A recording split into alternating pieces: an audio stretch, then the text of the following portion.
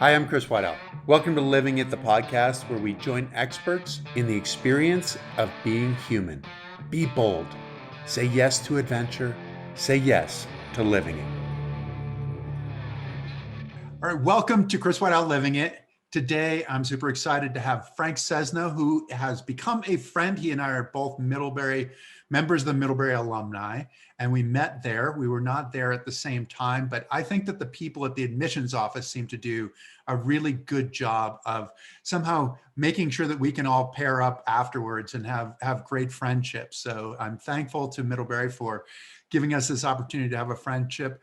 Frank was a correspondent and anchor, a bureau chief at CNN, the former director of the School of Media and Public Affairs at George Washington University, is a current professor, and also is going to be the director of strategic initiatives when he returns after a sabbatical. Frank, welcome. Thank you very much for joining Living It.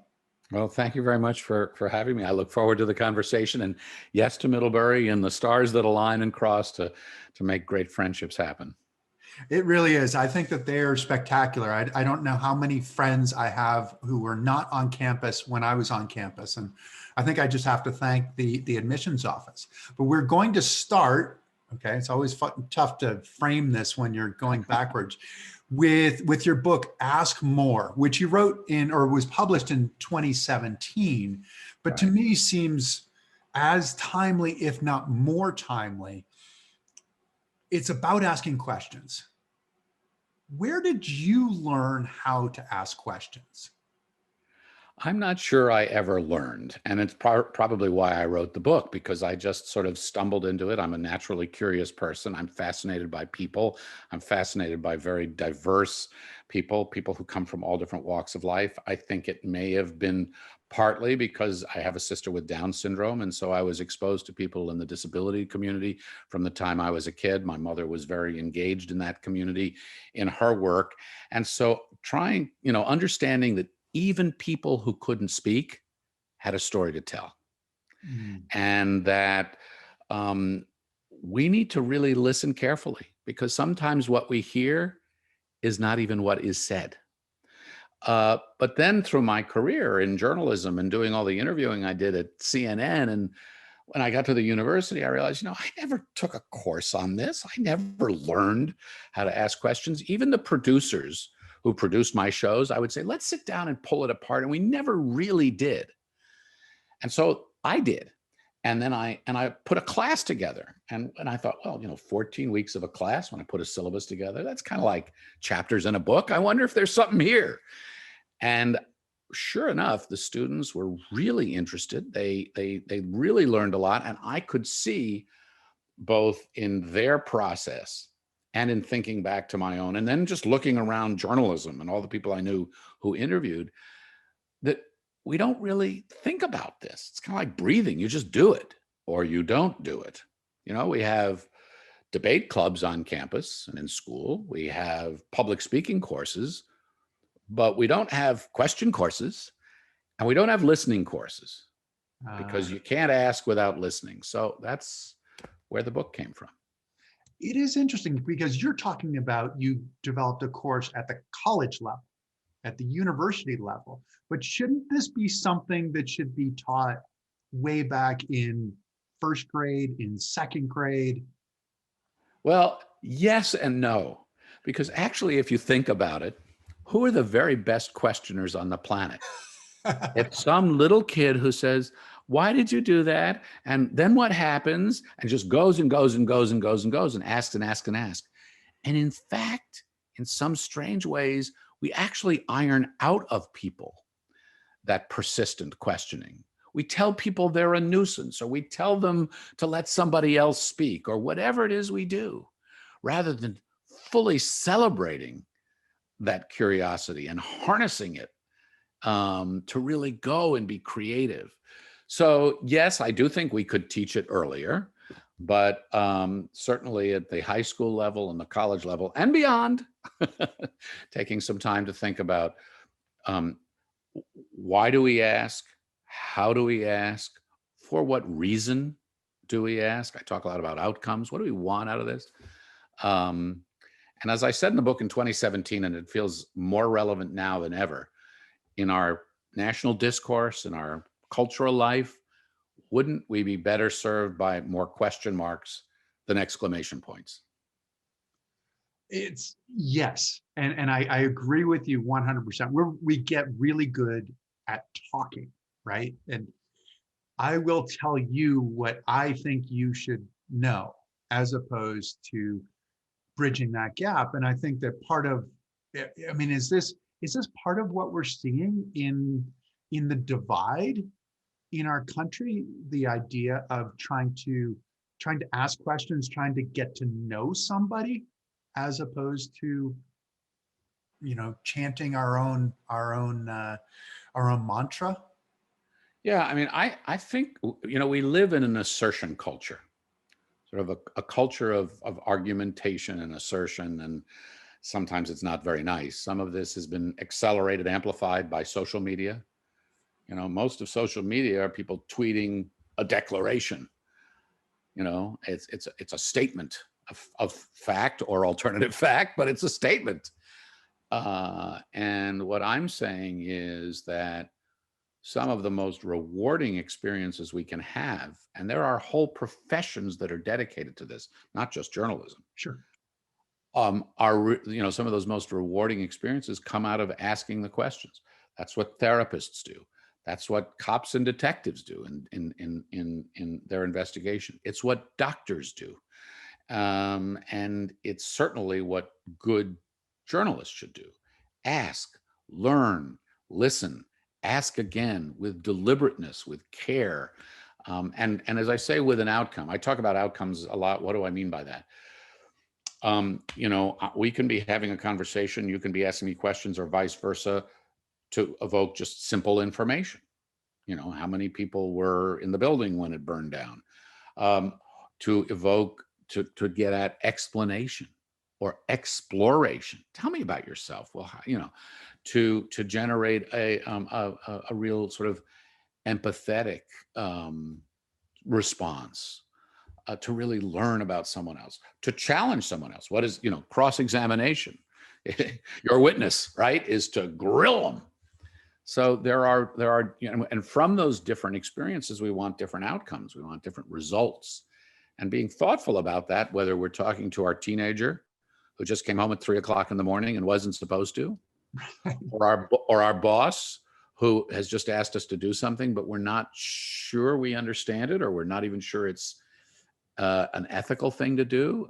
How do we ask about those things, and toward what end? One of the parts of the book that I found really interesting was the idea of the bridging questions. Trying to bridge to someone who might have a different opinion, or this might well be the boss that you're talking about, or the teenager that you're talking about, and how to bridge and how to allow somebody to be in a position where they can answer the question, where they don't feel threatened. And those bridging questions, and I couldn't help but think that, I mean, you've talked to, heads of state. I mean, you're Sadat, people like this who are challenging interviews. But I thought of something that might have been more difficult. I was imagining like the 8th grade dance. Yeah, keep going. And and the hormones are running wild, and puberty, and boys are discovering girls, and girls are discovering boys, but they're on opposite sides of the gym or whatever it is. I mean, obviously with COVID, I'm talking about this dance and the hypothetical, but how does the question, how does one person bridge the gap to the other person in this seemingly charged kind of environment, which seems like a great time to know how to ask a question? Well, I think about your 8th grade dance floor and the unpredictability and the weirdness of the hormones raging, and might compare it to the weirdness of the COVID debate that we've had, or vaccines, or all the rest. It seems like everybody is in this kind of strange, slightly frenzied state, and whatever age they're at, and there are certain similarities. when we ask someone, what are you going to do at the dance today? Or how will you react to someone? Or we ask someone, why are you concerned about the vaccine? What makes you hesitant? What gives you pause? We invite them to speak, to share what they're feeling or fearing. We signal to them that we're going to listen because we've asked a question. If we keep our mouths shut long enough, we'll actually hear something in response. We convey to them that their point of view, and this may be subliminal, but that their point of view has value. So I've asked you a question. I'm curious. I'm interested. Tell me what you think about fill in the blank. And we create a conversation where before it might have been a monologue. I mean, if we could change a period to a question mark, think about that 8th floor dance question. Now that one's a little bit more perilous because, as you point out, the hormones that are raging do not bode well for somebody in 8th grade to say whatever they want or are thinking to their mom or their dad. That's probably not going to happen in some cases. But even with that, and actually that sort of underscores the point. If you ask thoughtfully and sensitively enough, or gently enough when it's required, people will surprise you by what they will say. And they will surprise you if you stay silent and let them speak, even if there's a gap, even if there's a silence in their response. So what I think you can do with that 8th grade or dance or with anything else is, with patience and care, create a conversation where the conversation is being driven by what you ask, not by what you say. How do we, I was just one point to kind of illustrate this. I have an assignment I give my students on this one. Mm-hmm. And I suggest that they sit down with someone they know pretty well for a little interview, kind of like StoryCorps, for those who know StoryCorps. And for 20 minutes, just inquire and ask them questions about something, a thread of their lives, whatever. But with the knowledge that there are 2 words they cannot utter during that entire 20 minutes. What do you think? Any guesses to what those 2 words would be? Any guesses? I feel like I should get this correct. I didn't realize I was going to have to answer questions. Well, I'm not being fair. It's not very nice. I'm not sure, but I'm sure it's going to be obvious once you say it. The 2 words that I say you may not utter in that 20 minutes when you're asking somebody those questions, I or me. Yes. That there will be no reference to yourself whatsoever, because people do this without even realizing it. I was having a conversation today and was telling somebody that I recently had the COVID vaccine, and they said instantly, "Well, I did the other day. I had it too." Fair enough, but maybe before telling me that they had it, it would have been interesting for them to say, "Did you have any reaction to it? How did you do? Any soreness in your arm? How do you feel about going out to a restaurant now?" Show that interest in the other person and really focus on that. Stay with it. Take some practice. We all want to talk about ourselves. It takes a lot of practice, and and there's a bit of fear too, isn't there? With questions, in that you talk about that little kid, right? And the little kid is just firing question after question. Why is the sky blue? Why, this and that. And in some ways that's something to be celebrated. But we also quickly learn what's a stupid question, which seems to return to the 8th grade dance as well, where you're thinking, I really hope that she would want to dance with me. And that's really all I'm hoping. But I'm worried that I'm going to say something and she's going to say, "You're stupid." Exactly. How do we get over that fear? You hear this in workplaces all the time. I didn't want to speak up because I didn't want to sound dumb. Or I didn't want to speak up because, so-and-so doesn't like me.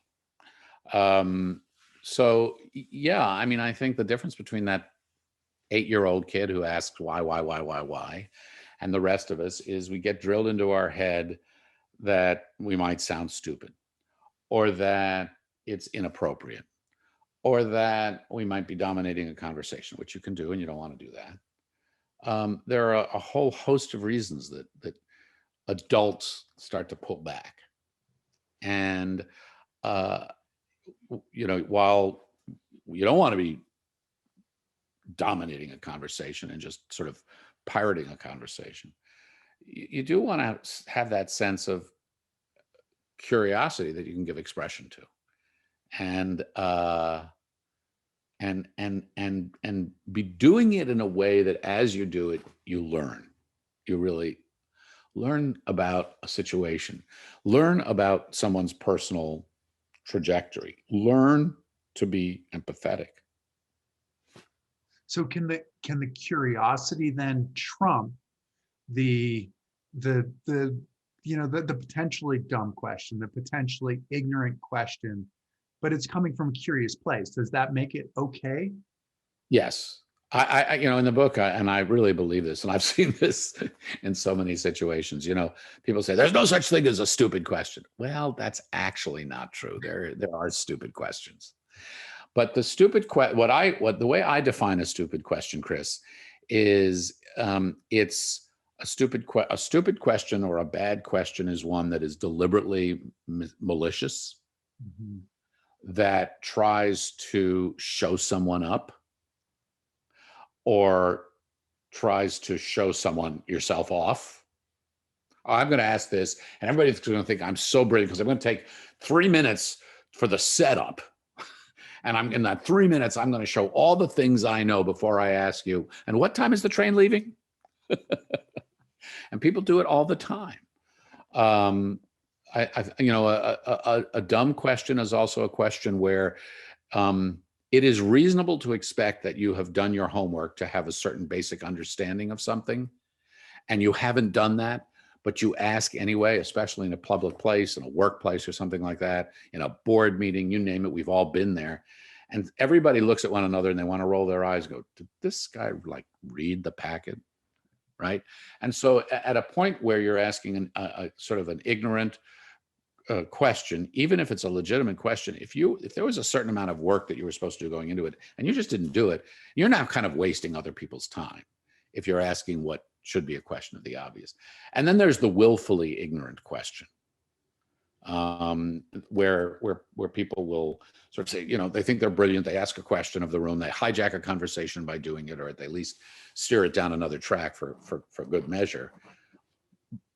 But it's being driven by the fact that they didn't do their basic homework, and now you're wasting people's time.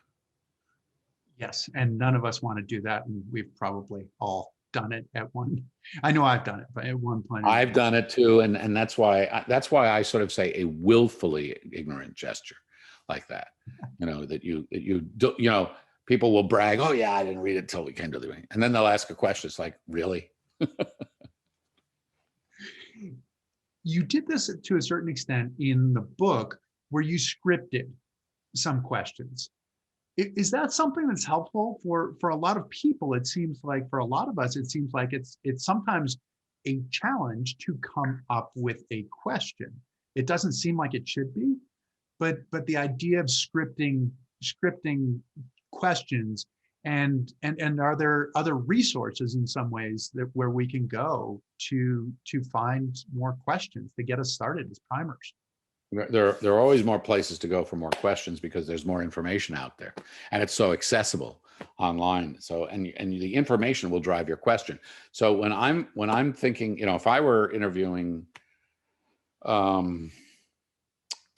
Secretary of State, Right. I'm going to study what the Secretary of State has done and said over the past 2 weeks, and then maybe a longer look back 6 months, and then maybe a longer look back 6 years.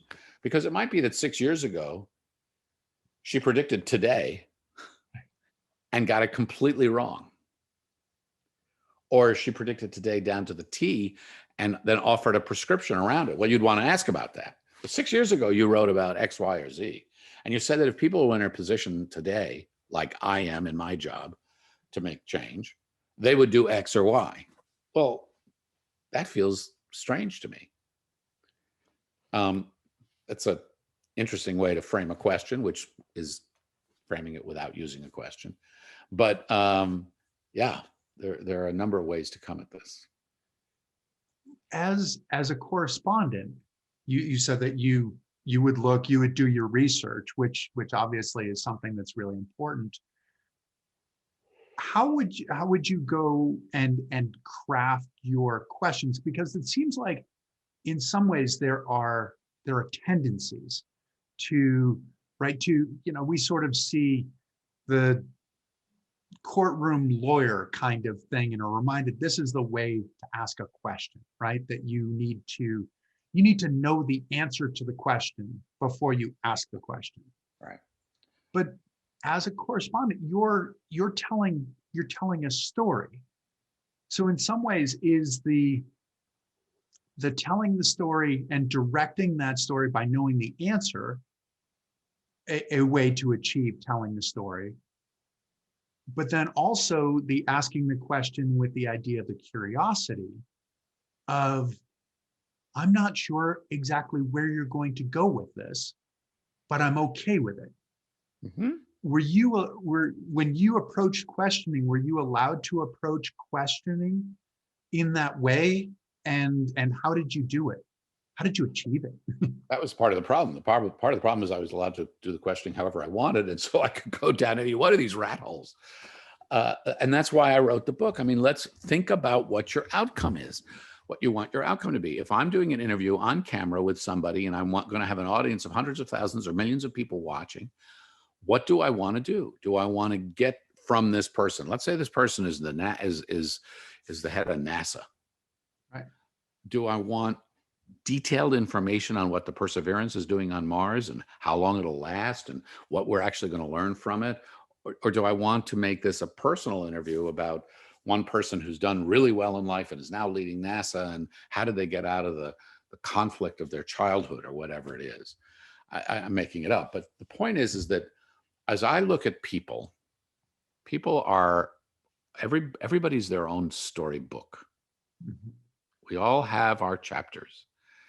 And if I take the Chris Waddell storybook down off my shelf, I can't read it all at once. I can read one chapter at a time. Similarly with interviewing or asking, I can do one area, one chapter at a time. What matters to you? That's a whole conversation unto itself. How do you deal with adversity? Whole chapter by itself. What are you doing with this show, and why do you believe in media to be a power for good? 3 chapters all by themselves. Right. But no, seriously. I mean, but and if we think of it that way, if I go into an interview very thoughtful and deliberately, and if people think of it in that way, it hones their questions down. It helps define for them in their brains why they are listening and what they're listening for. And it actually outlines a narrative, a person's narrative. It is. And sometimes you don't know exactly where that narrative is going. And it's interesting, you were talking about the idea of the audience as well, right? So you have to consider the audience. Why am I doing this? But taking audience one step further, who is your audience? And what I'm talking about, I think, in this sense is, like, you hear about this from authors who are thinking, well, who's my audience? And you can imagine, oh, my audience is the world, right? But this is the person, and I guess in some ways it's kind of getting to that creative process of who's the audience. Am I writing like even like Stephen King in some ways? I think he was talking about like when his wife reads it and she laughs, he thinks, okay, this is good. Like I've done something that's good. She enjoys it. And we can't understand the amorphous audience, but to think, like, do you have a personal audience that you think this is the person that I'm considering my audience. And if this person, if I'm appealing to this person, that then other people will enjoy it as well. It'll be meaningful. I think it really depends. You know, in some cases, your audience is going to go first. In other cases, you know, what you're doing is so universal, it doesn't have anything to do whatsoever with the audience, that you're going to ask the questions you're going to ask because they're the ever-present questions that are screaming to be asked or logical to be asked, or 27 people have clamored to try to ask them. I mean, I think that the first thing you always ask yourself in any media experience, if you're the producer of that media and you want it to succeed, which means you want a lot of viewers Yeah. or listeners or whatever it's going to be, the first question you ask is of yourself, and it's, who is my audience? Who is my audience? Is my audience, you know, and they can do tremendous research with these news organizations and media companies now. NPR can say they've got, you know, 47% of the viewership under 32.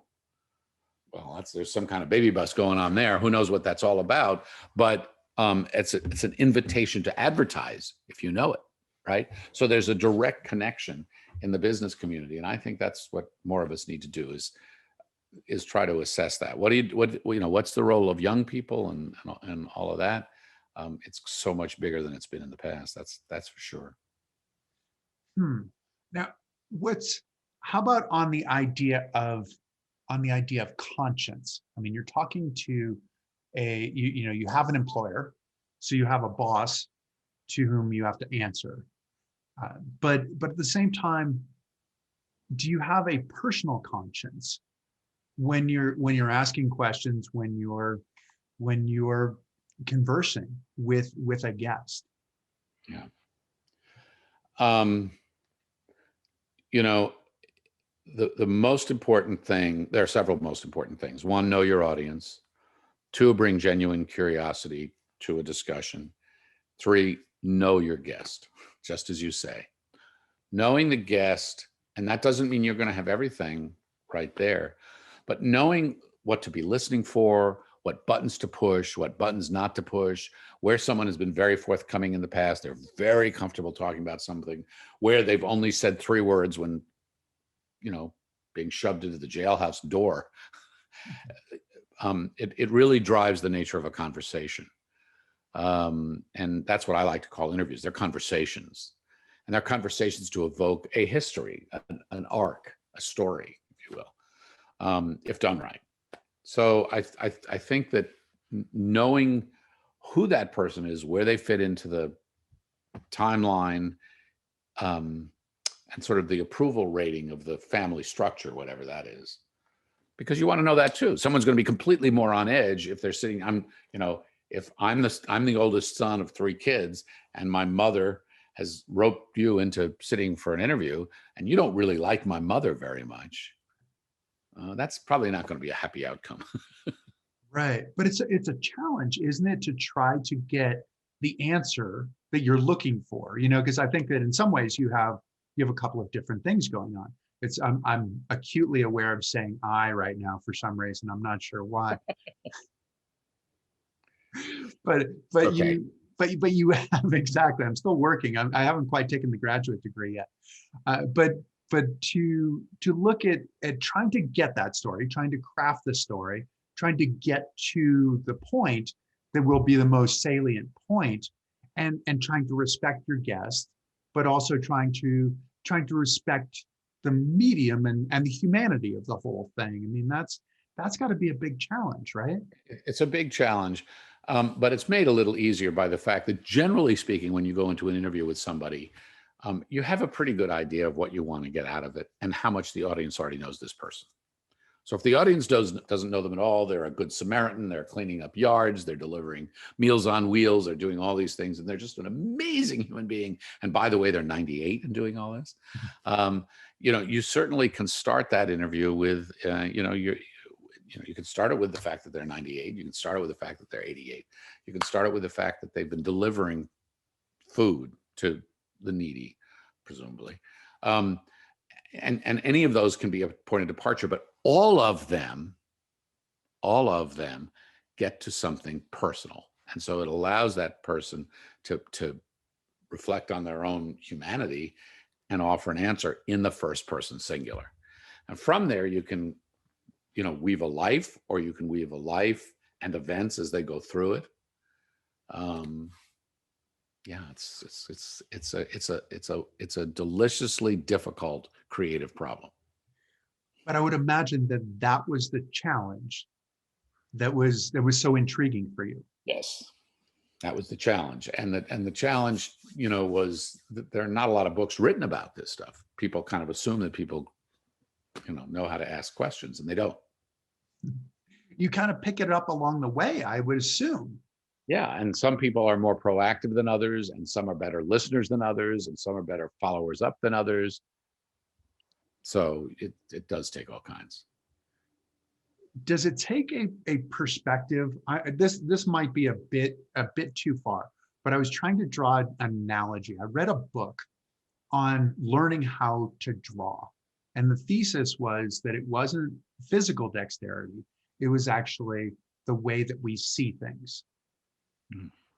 And can we draw that analogy to asking a question, that it's how we see the other people, that it's how we hear the other people that allows us to ask a meaningful question? I think to a very large extent, and this is part of the problem, but there's also promise here, because I do think that people are more connected at different levels now than they've ever been before. And that drives a certain genuine curiosity.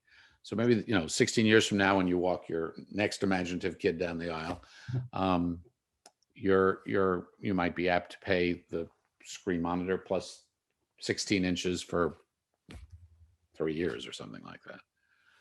And maybe that's a way to explore a little bit more. For you, did you know that this is what you wanted to do? That you wanted to be in a career of asking questions, that you wanted to be a journalist and a correspondent? No. I'm not the poster child. I didn't know that.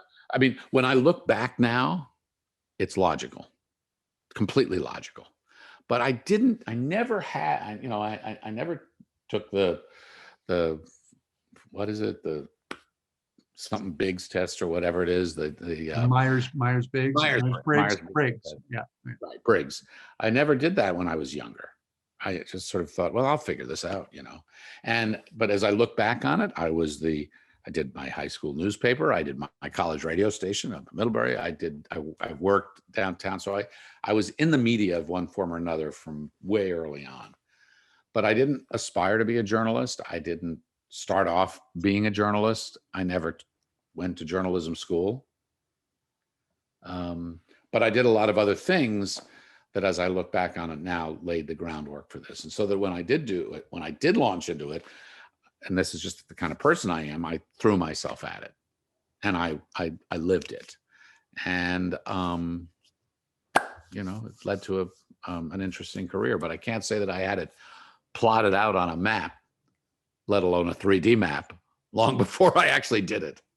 Was there a moment when you realized, hey, this is actually what I do, this is my profession, and I'm going to throw myself into it? Or did that kind of creep up on you as well?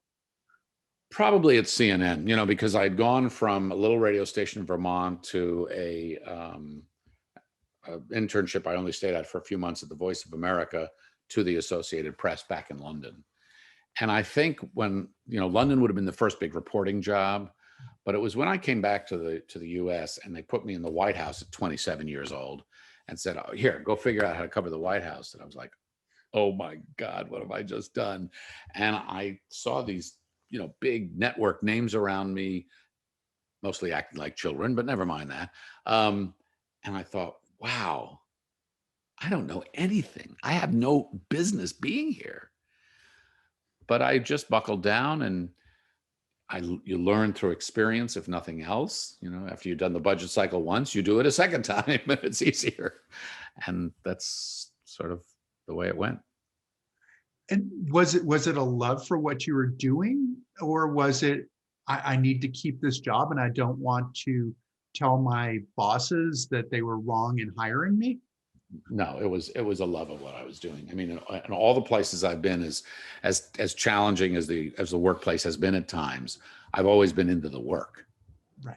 Okay. I mean, this is a great job. Somebody pays you to go to the front of the line when the president speaks, or when there's a big inaugural, or in the middle of the hurricane, or they pay you to be the climate correspondent and to go up in a hurricane tracker. Well, how many people get to do that?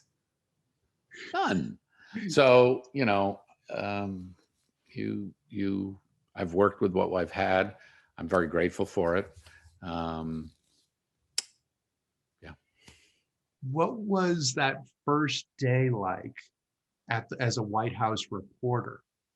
Oh, it was, oh my God, what have I done? My first day as a White House reporter, I had just come back from overseas. I'd been in London for 2+ years, and I'd never covered American politics in a big way, or the White House in any way. I didn't have a press credential anywhere. Certainly not the White House. They gave me one, and I was like, now I can go into the White House, and now does that turn me? I would say Frank Sesno, CNN, the White House. That was my SIG out. I go, now if I put Frank Sesno in the White House in the same, does that suggest I'm an expert of everything that goes on in the building? Because I got a lot of work to do if that's the case. So, I tried to be careful. I tried not to get over my skis with the information that I was imparting, or to get involved. I didn't think it would matter 3 years from now, 1 year from now, 2 years from now, how long ever it takes for me to come up to speed. The world is not going to end if I report a little less on the front end while I'm not sure of myself than if I report more. What was that first question like? Do you remember? No. You don't? No. I can only imagine. It must have been petrifying. Well, I asked a first question at a news conference that turned out to be a really stupid question. My first question of the president at a news conference really was a stupid question, because it was based on information I didn't have and should have, and a reading of the larger situation. It was an accurate reading. It just didn't jibe with facts. My first question at a major presidential news conference was to ask President Reagan, who was president at the time, what would happen under certain financial circumstances. I asked him about mortgage interest rates, because they were sky high at the time, and if they were ever going to come down. And he said, well, I can't do anything about interest rates. And he was right. I was not, and I wasn't trying to suggest that he could do something direct, but that could there be some government activity that would send signals to the markets, quote unquote, which government does all the time. But instead, I just felt like an idiot, because I felt that my question was premised on, well, what are you, the president, going to do about mortgage rates? Well, the president doesn't have any responsibility for mortgage rates. Zero. So that's the Fed. Do you remember? And the marketplace. In the marketplace, exactly. Do you remember those failed questions more than you remember the great questions, or do you remember both of them? Oh gosh, that's a good question. I probably remember both. The failed questions. Look, it's like any experience. You remember the outliers, the intense pain or the intense pleasure. The intense disincentive, go to jail. The intense incentive, get a $100,000 bonus. So I remember those things. It's some of the stuff in between that, like, how did that work again? What was it like? Because when you started with the White House, you were growing up with CNN though too, right? No, actually, when I started with the White House, it was it's such the infancy of CNN that I was not even aware of it. I didn't, I started in the White House in 1982, and CNN was still barely a squint in the eye of Ted Turner. In 82, and then they were around in 84, right? Well, let's see. I started CNN went on the air in 80. I joined CNN in 82. Okay, right. I then left 10 years later in 11. Yeah. And it was just a different place. Journalism was in a different place. CNN was in a different place. It was, yeah. But it was the beginning of a lot of what we see now, though, right? I mean, going to a strictly news format, and Yeah, but it was a very, very different time, Chris, because 24/7 cable television was a novelty.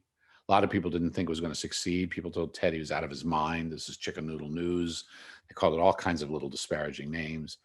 And it wasn't until, we got farther down the line. Let's see, the country really was being cabled in a major way in 85, 86, 87.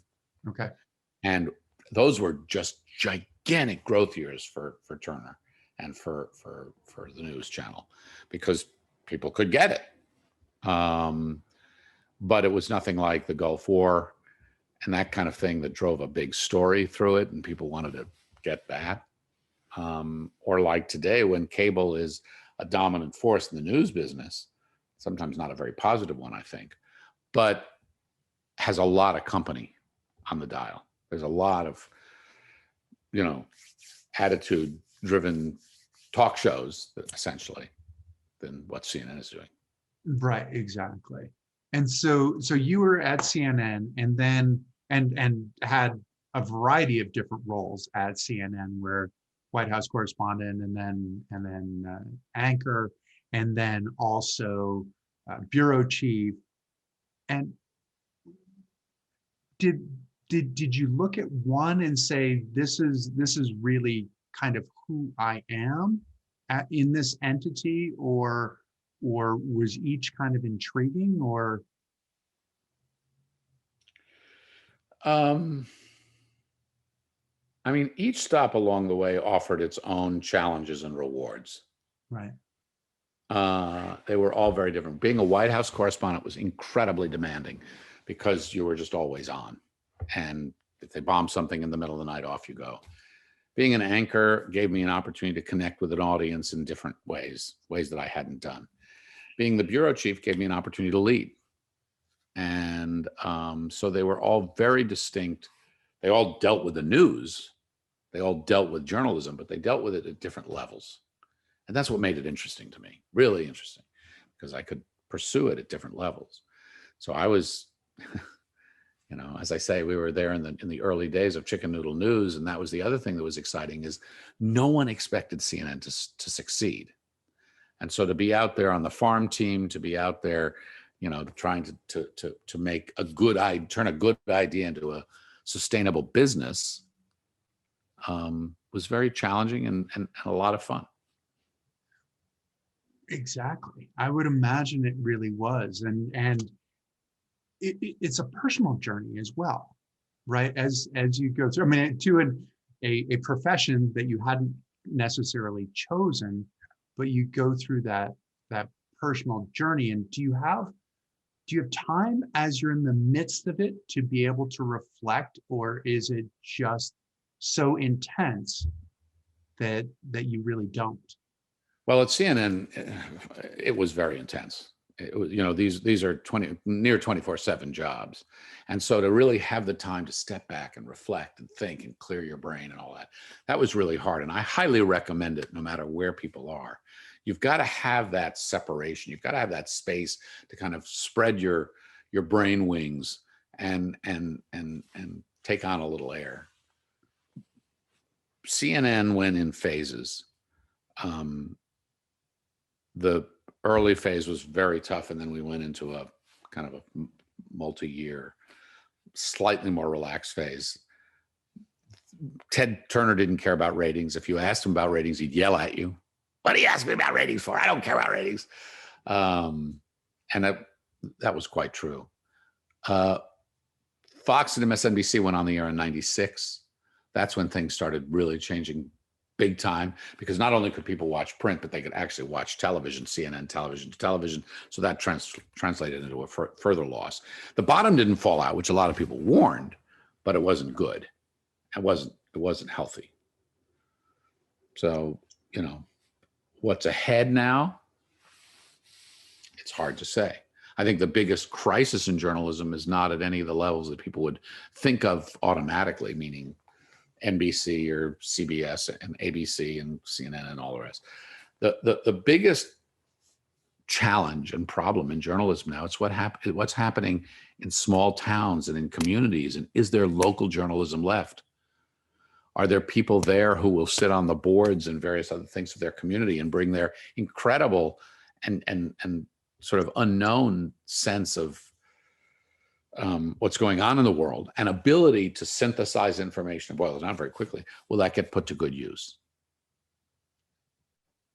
Wow. Okay. So it really is you're saying it's the local, it's losing the local that is the biggest challenge. Yeah, the biggest, without any question, the biggest hit in terms of jobs and lost media and implications is at the local level.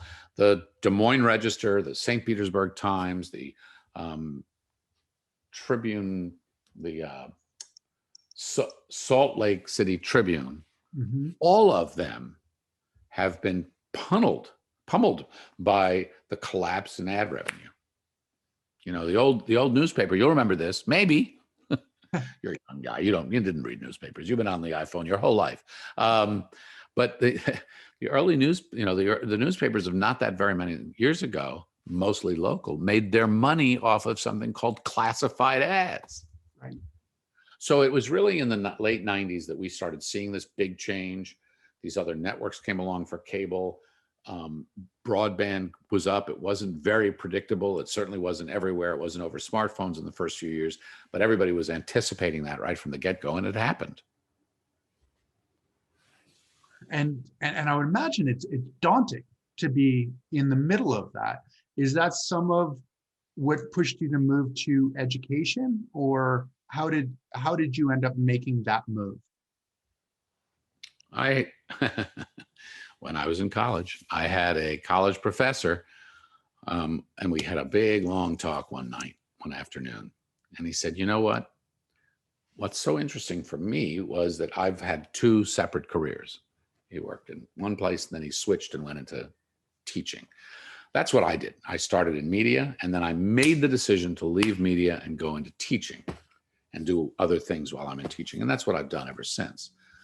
But I think it gives you a chance to grow your brain, to have a second career or love or passion or must do that isn't frontal lobe is a really good thing, because you rise to that occasion. I haven't seen anybody fail from it, but you rise to that occasion. Do you feel that you have a different skill set, a different knowledge by virtue of having been in the marketplace and then moving into education? Yes, I do feel I have a different perspective. I do feel that what I learned on the front lines, I've been able to bring into the classroom, and more than a classroom, the place I occupy is really the threshold to the future. I look at students as, and especially their college years, as threshold years. And as they graduate, they reshape the future, whether it's the marketing trends and clothes and the food they buy, whether it's by populating some of the places as, big time jobs open up and there's accountability. And I did that, certainly. I mean, I certainly evolved in my various iterations. But yeah, I think it's a difficult time, Chris, but it's a really interesting time for students, because you don't have I'm going to put on a suit. The people from IBM are coming tomorrow. They're having a job fair. We're all going to line up. They're going to hire 27 interns. That's not how it works anymore. They may still do that to some extent, but they're also going to hire great people on the street. There's going to be some technologist who's going to dazzle them, and they're going to offer them a job. There's some really interesting things here. So do you see a different perspective in terms of the students than, are the students coming into it and looking for knowledge in a different way than they would have 10 years ago, 20 years ago? You mean, to go to your IBM kind of analogy? Yeah, I want to say I think so, but I don't have the data to prove it. And I wasn't around 25 years ago to talk to students then. But, in just a few years, I've seen them get more serious about things they want to research and more things that are serious that they are researching. So I think that there is more of a complexity embrace rather than a complexity illusion that we had before, where, oh, I can't do it, make it go away. It's too complicated. It's making my head hurt too. Now, I want to figure this out, and let me get my friend Claire over here, and she'll tell you. And is that, are students, I mean, in some ways, it sounds like you're saying that students are more empowered to feel like they can affect a change at a younger age, at an earlier point in their career. Is that some of what you're saying or not? No, I think so. I think you. I mean, people can do a lot of things early in their career or late in their career. They are unbounded today by border and by travel and by airplanes and all that kind of stuff. So, I think there's a lot of. I know there is a huge amount of freedom here in how students can rally to this if they're interested in it. What's the flip side of that? I mean, there's a lot of freedom, but then there's also, there has to be a challenge on the educational side, a challenge for the present students. Is that true as well? What do you consider the challenge? Well, yes. I mean, if you're going to go into journalism and you get it wrong, it's pretty catastrophic. And everybody gets it wrong on a paper. That's why a paper comes back C+ and it's filled with red marks. Some of it may feel subjective, but there's actually a way of grading. There's also a way of grading journalism. There's a way of grading storytelling. And if students go out there and they're not prepared for that world, and they've got some illusory rose-colored glasses on, and everything's going to be great, they'll be disappointed. They'll be very disappointed. And I think, are people going to wait for the scandal the way they have in the past? No, I don't think so. I don't think these ski organizations can, because they're told that they're going to have to shut down if there's, not kosher activity there. And I'm not saying that students are part of that or anything like that. I'm not suggesting that, but I think there are higher levels of accountability in the world generally, but certainly in higher education. And that skittishness in a number of different ways can affect a student's on-campus experience, even if they are a ex-campus correspondent. Wow. And combining, you also have an interest in combining some of the more traditional media, if I'm getting this correct, with your project forward with some of the modern media, the emerging media and the conventional media. Yeah. What exactly does that mean with regard to the environment, right? Well, yeah. Well, what it means is that if a student wants to write a text story or tell a video story, fine, they can do that. We encourage them to do that.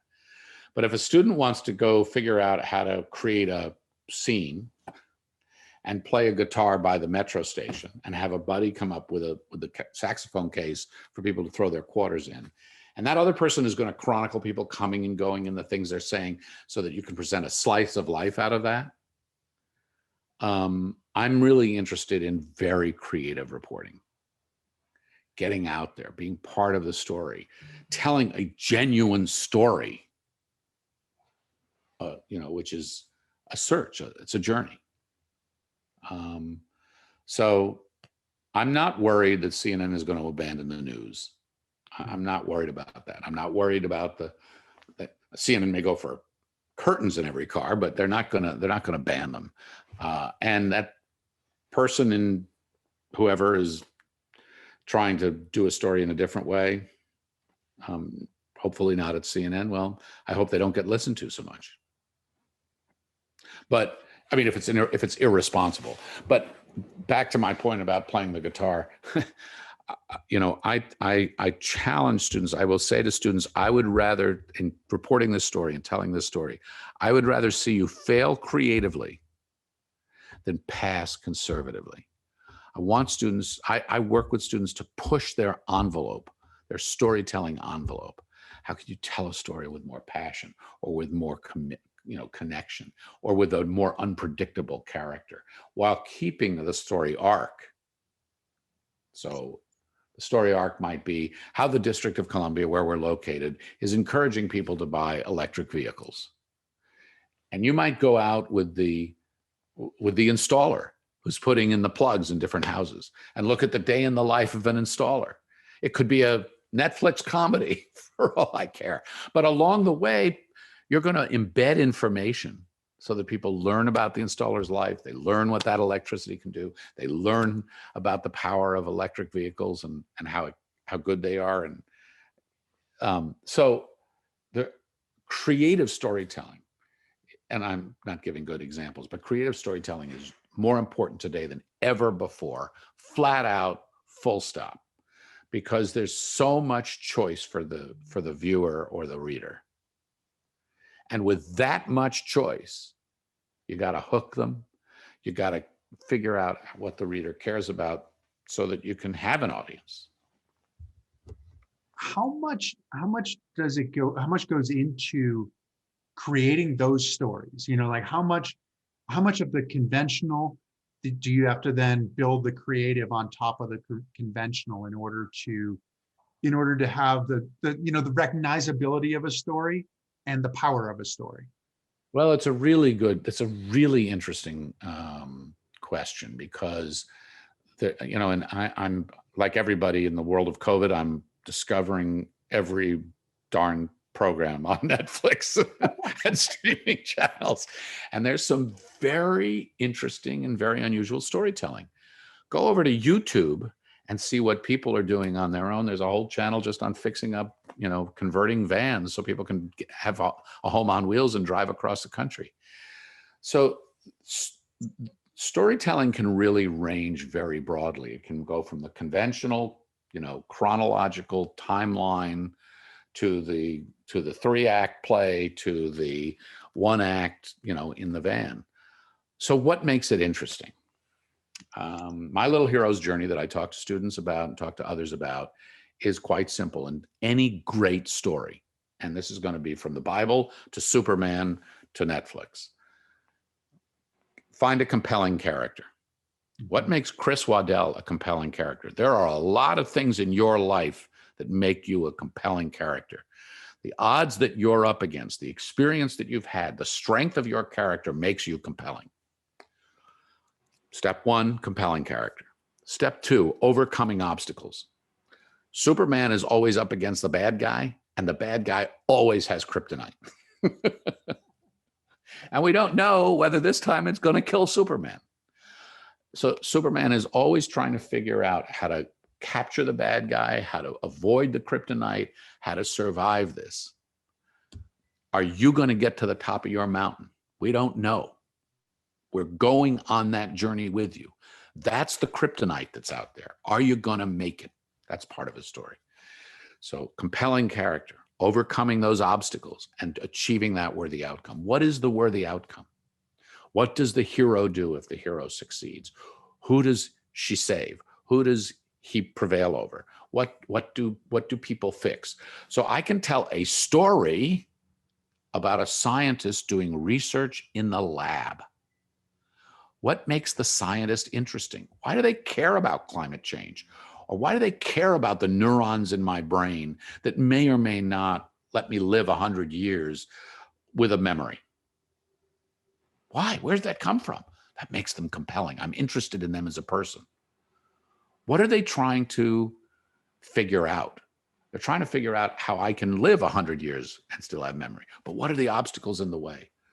What are the experiments that go wrong? What are the limitations on what they're trying to do? What are, how many people have they worked with who fall out of the experiment or die along the way or whatever it is? That's an interesting story, because we all want to know whether we can make it to 100 with our memories. Right, exactly. And the thing is that we also, when we as the audience see stories, we sometimes, some stories work for us and some stories don't. And sometimes when we're missing those conventional steps, we miss the story. Right.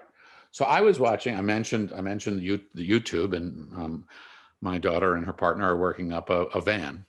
to go across the country. And so we have this YouTube stuff on all the time, and I'm watching all these videos about people converting their vans, and it's really cool. Some of them really work. Why do they work? Because there's something interesting about the person who's telling me the story about how they put their van together, and something that didn't happen right, and then the bottom fell out of the van, but don't worry, we didn't fall off the cliff. We got ourselves back together and we did it. That's just interesting. It's a good story, compelling character, obstacle, outcome. Others are kind of flat. They're kind of boring. Someone just speaking. So I think to anybody who's thinking about telling a story, whether it's a joke at the table at dinner or seriously writing a novel, having the understanding that those basic elements of character and detail and that sort of core tension at the heart of any really good story, so that you care, like there's a little suspense here. How's it going to turn out? Right. Those are really important things. I'm a gigantic fan. I love Schitt's Creek. I don't know if you watch that show, but I love it. And one of the reasons is that the characters were so richly developed. All the characters, they were all quirky. You like cared about. I've never watched a television show, I think, where I cared so much and I had such a strong sense of the character of so many different characters. Because they were also distinct. Exactly. As well. Yeah.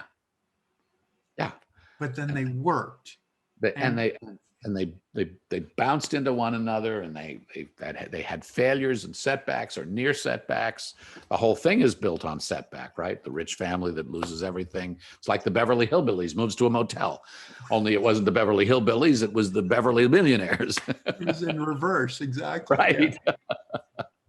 But you saw the motivation there. Yes. And going back to the van thing, you probably, prior to your daughter and her partner getting involved in the van journey, you probably would not have been all that interested in watching a story about a van conversion. Right. Well, and to sort of bring it home, exactly. But the compelling character is my daughter, because she's my daughter, which makes her compelling. So I care about her. I mean, if you're thinking about writing, crafting a story, how do you make the reader or the viewer or the listener of that story care about a character? That's a whole separate conversation that you and I could have. But it's a very interesting thing. And it applies, by the way, not just to fiction. Politicians who are successful, good politicians, are storytellers. All right. Mm-hmm. They will bore me to tears about talking about the Affordable Care Act. But I did a town hall one time a few years ago, and a woman stood up. She had a question for the panel in the front of the room, and she started telling this story that was unbelievable about her child who was born with a serious heart defect and had multiple surgeries, but in his first years of life. And by the time he was 4 years old, he had exhausted his lifetime benefit in the insurance plan that they were rolled up in. Well, guess what? Purely coincidentally, one of the panelists was the CEO of the insurance company. We had a very dramatic moment there. Yes. But you cared about that character because everybody can relate to a mother. Everybody can relate to a 4-year-old child. Everybody you have empathy when you think, oh my God, a child is born through no fault of its own with a terrible problem with his heart and has multiple surgeries. And then you have the outrage. What? By 4 years old, he's exhausted his lifetime life insurance, and the life insurance or the health insurance, and the health insurance company is saying, sorry, you don't get any more. So making people relate to those characters. And how did that one turn out? How did that conversation turn out? CEO very, very, very smartly said, ma'am, let's have a conversation after this. Let me see what I can do for you. And they figured it out. Why do we need story? What's the big need for it? I mean, you're talking about stories. Yeah. We remember through story. Our traditions are passed down through story. Native cultures pass stories down, pass their cultural traditions down through story. We mythologize through story. Characters become enduring models, mentors. They have messages. The Bible is all stories. So I think that what we realize too, in a world where we're saturated by media, saturated by information, that it's the good story that we'll remember, not the fact, not the data point in most cases. As a journalist and as somebody who's covered politics, I've said this before. Hillary Clinton might have been president in 2016 if she'd been a better storyteller. And at the end of the day, whatever people may think of Donald Trump, his narrative resonated with people because it resonated with their lives. And that was a story of loss. That your job had gone away, that your community was less secure, that you were feeling less comfortable with what was happening in the world around you. So stories are very, very, very powerful. And whether it's a corporate story, a personal story, a political story, a mythological story, stories well told are what we remember. Hey, did you read that piece about this 100-year-old guy in London who was walking around in circles to raise money for the national health over there? And he died recently, but you probably saw it, but everybody heard about him. And they knew that he was a veteran and all the rest. So that has power. That has incredible power. Do stories need to be personal in order to be impactful? What do you mean personal? So personal, so like you're talking about like your van, your connection to the vans. You're connected to the vans as a result of being connected to your daughter, right? So it makes it a more personal story. But some of these things, some of these legends and myths and other things, do we take our connection from these stories because they either impact us or they're speaking about us, or can we just appreciate a story for the sake of a story? Oh, I think both. I think effective stories speak to us somehow. All right, you and I are never going to be King Lear. Okay, you're a good guy, but you're probably not going to sit on a throne someday. I'm not going to sit on a throne someday. But hundreds of years later, we still go to Shakespeare. But there's something there in human foibles that speaks to us. What made Hamilton such a hit? It was the very good story. It's been around for a long time. Hamilton's story has been around, but in the way it was presented was creative and compelling, and the music spoke to us. It resonated with us on a number of levels. So no, I think there's one way into a story is and I've done this when I write news stories, actually. Sometimes I will deliberately try to find something, a line, a thread, a reality that I think is going to mirror the experience of the viewer, because that's one way in. But there are other times when I'll try to do a story that will just be so compelling and it doesn't necessarily relate to the viewer in quite that way. A good example, we have a crisis at our border. We've had a crisis at our border for a long time. Always, always, always the compelling story is about the child. The child who's being trafficked, the child who's being dragged along by parents because all the parents just want a better life for the child who's been abandoned, the child who is the hope of the future.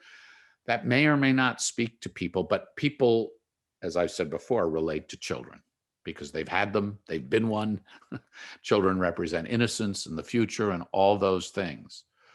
So I think you can speak to someone in a story, you can connect something that is sort of universal, but you can also speak with someone about something that is their own personal experience.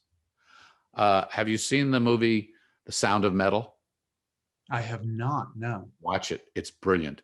It's a story about a drummer who, because of the noise, loses his hearing and has to deal with his deafness. and has to deal with the frustrations and the anger and learn about the deaf community. And then he has to decide whether he's going to have cochlear implants and try to overcome and put his deafness aside, or embrace that. Which world will he be in? Can he be in both? It is a really powerful story. Well, now I've known people who have deafness and disabilities, so I relate on that level. But the story by itself is even if I didn't have that experience, and I know a lot of people who watch it and they relate to it, they don't need to see themselves in it to feel the power of that story, because the character is so compelling, the obstacles are so clear, and the outcome is he just wants to fit in someplace. He wants to get on with his life, and what will that mean? Right, which is fairly universal, right? We just want to fit in. And but he's a drummer and he's young and he's a rock, it's like, this is not who you would expect to see here. right. It's riveting from the moment it opens. Interesting. And so with the students, or with the people at the Planet Forward, with the students of the Planet Forward project as well, with the creative storytelling, with the idea of trying to help tell a story, how are you able to help kind of hold their hand along the way, to help them, one, to be able to find their voice, to be able to find their arc, to be able to find their unique sense of approach to a problem, which is a tremendous gift, but I'd imagine it's a hard thing, because it's probably relatively individual as well. Well, the Planet Forward project is all about is meant to be framed around ideas and innovations to move the planet forward. It's meant to be stories that offer solutions and hope, that highlight breakthrough and discovery. We live on a planet that, by the time today's college students come back for their 25th college reunion, will have nearly 11 billion people on it. The day I was born, there were 2.7 billion people on the planet. So think about that. We've gone from 2.7 billion to nearly 11 billion, presuming that I'm around when they go back for their 25th reunion, which I hope to be, in one lifetime. That's pretty amazing. Yeah. Climate change is real, and we see it. I just did an interview with the mayor of Phoenix, because she's trying to make Phoenix, the hottest big city in America, a heat-ready city. They had 145 days last year over 100 degrees, breaking records. Wow. So this generation understands that their biggest generational challenge will be the earth they inhabit. Population, climate change, plastic pollution, you name it. But they can't give up hope, because innovation and inspiration and invention are so much a part of the human spirit. We can do this. And so that's what we try to do with Planet Forward. So what we tell them is, find a great character. It's a scientist, it's a business person, it's someone inventing a way to consume plastic or defeat methane gas, or whatever it is. We had a story that was done by somebody with a guy who was running a bar in Amsterdam or some crazy place like that, where the dance floor actually moved, and when it moved, it generated electricity so people could charge their phones from the dance floor. It's just cool. It's just like, what, are you kidding? But some of these are actually scalable ideas that can really make a difference. That's what we want the students to find, to understand, and to tell stories about. But one of the challenges, you talk about the climate as the challenge, but then the second challenge is that the climate isn't an issue for a large part of the population. How can they help reach those people? Do they have to reach those people? How does that work? Well, I would say that the climate is an issue for everybody on the planet, whether they want to acknowledge it or not. Well, I'm saying that the people who don't acknowledge it, right? And that's how you reach them. Is through story. True story. So we had a an event and a story around a farmer, fourth generation farmer. And he came and he talked about how since the farm has been in his family, the rains have changed. And what used to be, longer, gentler, soaking rains in the spring have become more torrential. And they were starting to have a real problem with topsoil runoff. And so what they did on the farm is they rebermed the property and they put in a whole new drainage system. He never uttered the word climate change or the words climate change. He just talked about what they'd done, this kind of innovative drainage system to deal with changing temperature, changing weather conditions and the rains. We had students do a story about sea level rise in Miami and sunny day flooding. This is new. This didn't happen before. And solutions that people have come up with. So, in some cases, people will take on climate change and talk about it directly. In other cases, and this is how you get to some others, you just kind of observe what's happening and you have to do something about it. I think, Chris, with respect to climate change, what polls show is the overwhelming majority of the public acknowledges that it's happening, and a strong majority now acknowledges that it's human induced, human caused. So the stories now need to connect to what can we do about it? And for those who are still doubters, what is it and how do we address it? Told by people they trust, whether that's a farmer or a business person. One farmer we talked to was also, and he said he was kind of a little bit of an anomaly, but he led one of the conservation groups in his state. So, trusted sources are a very important part of this kind of storytelling if you're trying to persuade someone of something. We see the same thing with vaccine hesitancy. The ad that had the presidents in it kind of fell flat. A bunch of presidents, former presidents, telling you to get your shots isn't going to do it. A doctor you know and trust, a preacher you know and trust, a neighbor you know and trust, that's going to make a difference. And it's the same thing with this kind of storytelling. And it was the same thing for you when you were a correspondent as well, right? That you had to bring in an expert in order to tell that story. Yeah. When I was doing our Sunday show, we always had, when we booked the show, we had a seat. We didn't say this publicly. We didn't say this for the show, but when we were behind the scenes booking it, we had a seat we called the truth teller. Who's going to be the truth teller? I'll have a Republican and a Democrat. They're both going to spin. They're both going to say what they need to say. That's okay. Their job is to persuade. But as a result, they're going to draw the facts selectively. Who will be the third guest on the show who's going to say, well, no, that's not exactly how it works, Senator. And they know from experience. So that could have been a citizen, a business person, a professor. And this is, before we decided that everybody had a point of view. So I'm not sure that anybody is without some bias. Well, I guess that is the world changing, and maybe it is changing, and maybe it's not. I mean, I guess that's probably, it's more prevalent, or it's at least louder now, right? Than it was before.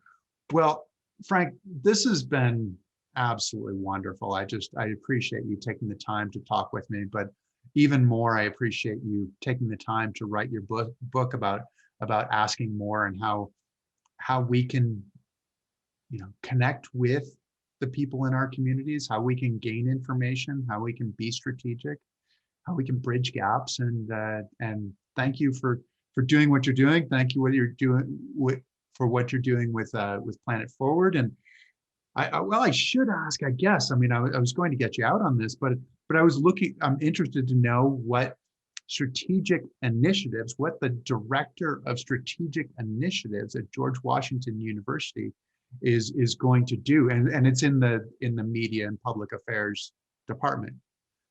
So what will you do? Well, we have a whole bunch of, so my Planet Forward project will be one of the strategic initiatives that I will pursue. We have several other projects. We have an Institute for Data, Democracy, and Politics now, which focuses on disinformation, where it's coming from. what harm takes place and is happening across social media platforms, and what the social media platforms can and should do about it, where the regulation should be. So I'll be working more on that, I'm sure. We have a number of other projects that we've developed that I will help to nurture. Speaking of questions, we have something I started a few years ago at the university called the Conversation Series, and where I sit down with people and I engage with them on stage when we can be in a room and on stage. And I'll be doing that. In fact, I've got the Planet Forward Summit will be taking place in a bit here.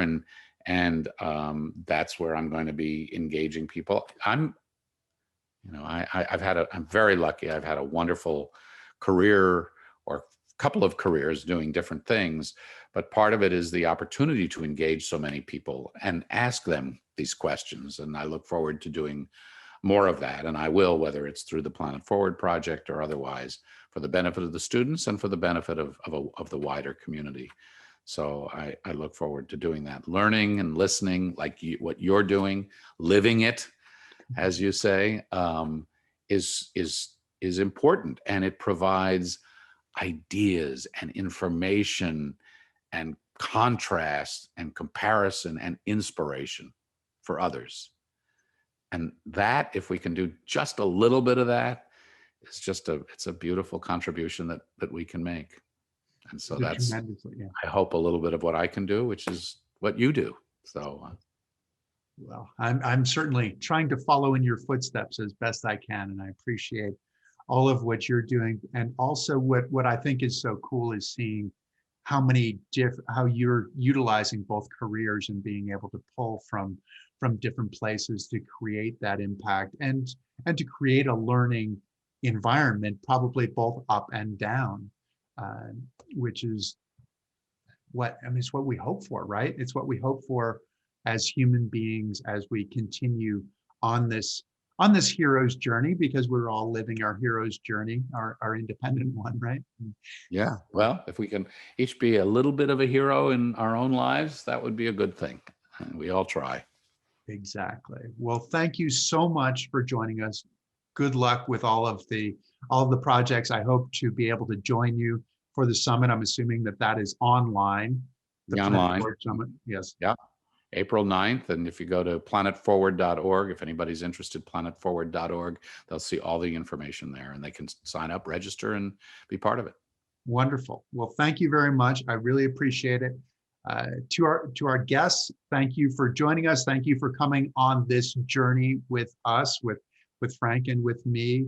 And if you like what we're doing, please tell your friends, subscribe, Spotify, Apple Podcasts, on YouTube. Go ahead and like us, subscribe, and follow, and tell your friends, please. I really appreciate it. And we'll look forward to more interesting people like Frank, experts in the experience of being human. So thank you for being an expert in the experience of being human, Frank. Take care, Chris. Thank you so much. Thank you for joining us. Please subscribe to Chris Waddell Living It for more stories on the adaptive community, the Paralympics, artists, athletes, entrepreneurs, experts in the experience of being human. Also follow us on Spotify, Apple, Facebook, and Instagram. I look forward to seeing you next week.